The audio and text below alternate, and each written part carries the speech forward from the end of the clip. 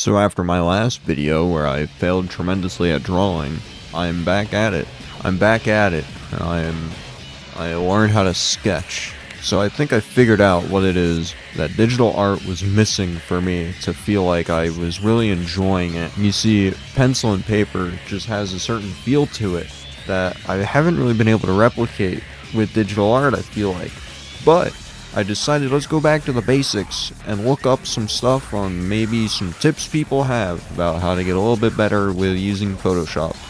And I found something, a link posted on like Reddit through a random site where some guy just posted like his own little series about getting better at using Photoshop. And I don't remember what it's called and I feel bad about it because I saw it like 2 weeks ago. It was about shape and like form and shadows and whatnot in drawing, and what stood out to me was things I didn't know, such as something very basic I feel like that I probably should have learned a long time ago about the differences in soft and hard brushes. And it turns out hard brushes will kind of always use your opacity, but they're pressure sensitive to size, and then soft brushes are pressure sensitive to opacity, so you can actually kind of sketch like a pencil essentially. What this guy's tip was though, is you go in and you set your opacity a little bit lower. You set like 80% or something, and then you use this pressure sensitive opacity brush, soft brush, and then you use different sizes. Now, my new tablet, I can easily adjust size, whatever, blah blah blah. But this is what stood out to me, was because it's opacity, you can just lightly sketch like you would with a pencil on paper, and then the more you sketch, the darker the line gets. Stupid me has never thought about that before, but it turns out that is an excellent tip for somebody that struggles with kind of getting that same feeling of pencil to paper when doing digital art. And I mean, you're going to be seeing the footage in the background. It's way cooler, and I even talked to my sister, who's way more of an artist than I am. She's been doing it for years, and she looked at what I was doing and she goes, wow, that looks like a charcoal drawing. I'm like, yeah, it's pretty sick, right? It looks like charcoal, but I did it digitally. And I have none of the mess that you get all over your hands when you actually use charcoal. But that one tip alone has just reinvigorated me so much. I mean, on top of just having a tablet, to me, my brain had this pure disconnect. Drawing tablet without a screen, having to look up like this, and I always kick my legs onto my bed when I'm chilling here, so I'm like turned like this, legs up on my bed, and I'm trying to draw on a tablet like this, where I don't really know where I'm pressing down. But now my tablet has a screen, so I can sit here and bury my probably can't hear me. Now I have a tablet on the screen, so I can bury my head down while I'm looking this direction. And I can just really get immersed into it and just throw music on or a YouTube video on the side and glance over occasionally. But it's really fun. I feel like it also looks really cool. I don't know, because it looks like charcoal. Now, of course, I'm going to throw up the images of what the drawings were based on, because they're based on Souls games. One was Dark Souls 1, the other was Bloodborne. And I'll just real quick throw them up at like the end or something. But you'll see my proportions are kind of off, which my sister kind of pointed like, yeah, you're using like landscape and these are in portrait. And I'm like, yeah, I'm also stubborn. I don't care. They're a little scrunchy, I could, but I think for the future, I'm like, hey, it's kind of stupid of me to try to draw a portrait while in landscape. So I should probably rotate the canvas 90 degrees. You just real quick turn, and then that should help when I'm trying to copy images in a different landscape or whatever, different orientation. But this is also to say, if you're kind of struggling with art, look at it a little differently. Start looking at what other people say and see if you can grab something interesting from it. Start fresh. Go back to the basics. I've never been like amazing at art, but when I do pencil and paper, I feel like, wow, I've always done so much better than any time I try to draw anything digitally, which I think now is going to change, where I'll actually enjoy digital more than drawing on paper, because I can Control Z if I ever want. Oh yeah, the other thing that guy said That was a good tip. Do the same thing with your eraser. Lower the opacity on your eraser, and you can lightly erase little by little as well, you know. Soft tip your eraser. And it lets you get some pretty cool stuff. It makes it really easy for shading as well, because you can just kind of look and be like, well, I have this a little darker, I want it a little lighter, and then you erase it down a little bit.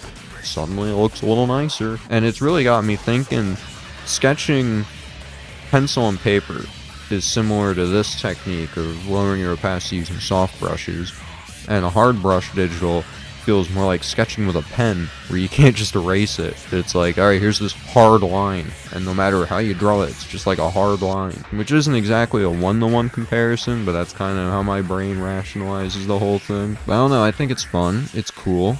This is like my redemption video to say, hey, I am learning, I'm learning. I hope in a year's time I can look back and be like, damn, I got better at drawing at least. The thing is,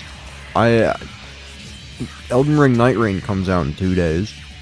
I've kind of slowed down on content because I just haven't had the motivation with Monster Hunter Wilds to make stuff. And I've pretty much have just been waiting for Night Rain to come out. I did my big Monster Hunter video on Wilds, and then just kind of slowed down. And now I'm like, oh, let me just mess around with random other ideas, and then wait for Night Rain to come out. And then I'll start doing more stuff on that. I really hope that's the kind of game where I just make content. You know, it's supposed to be a roguelike, so I think it'll be kind of easy for me to record something and then come back and just talk about it.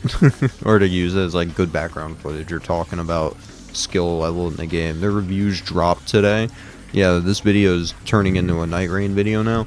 Reviews dropped today on that game, and a lot of the reviews sound really funny, because you have people that are like, this is a really fun co-op experience, 85%, 90%, you know, great game, great co-op, it's a good twist on the formula for Souls games. Then you have like IGN, it's like 7 out of 10, or some other places like 65%, 70%, and it's like, well, why? And they're like, it's too hard solo.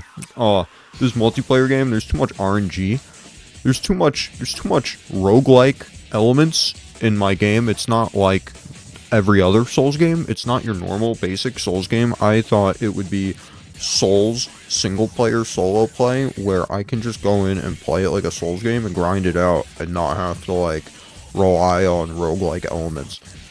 How dumb do you have to be? Like, are you kidding me? Are you kidding me? You're going in, you go, hey, this is a 3-player co-op game, and you come in with the mindset of, alright, let me try this out solo. You know, this is a single player RPG after all. It's Elden Ring. Are you dumb? Hey, did you look at this game at all? At all, actually. Did you look at anything about this game being a co-op based roguelike game? I'm gonna be playing the game solo. And credible people who like are good at these games, apparently, their reviews come out and they're like, this game is really good. And when you play solo, it is super rewarding for experienced players who have been around for a long time, because it actually challenges you and it changes things up.